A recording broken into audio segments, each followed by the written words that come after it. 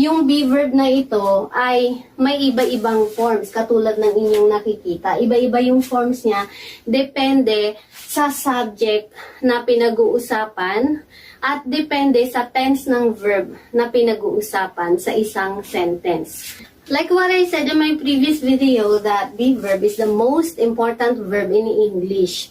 Napakagamitin niya sa iba-ibang tenses ng verbs. Tandaan natin yung be verb na to. Pag sinabing base form, yan yung pinaka-salitang ugat. And then, pagdating sa present simple, ang pinaka-form ng be verb ay is at saka are. Okay?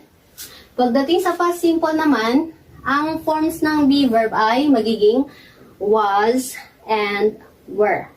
Kung makikita natin guys, yung past participle at saka present participle, may pagkakahawig sila kasi tinawag silang participle. Pero magkaiba lang pagdating dito, tsaka dito. Okay? So, pag sinabi yung past participle, ginagamit ito sa mga perfect tenses ng verbs, katulad ng present perfect, past perfect, okay? Be ng pinaka-form ng be verb. Okay?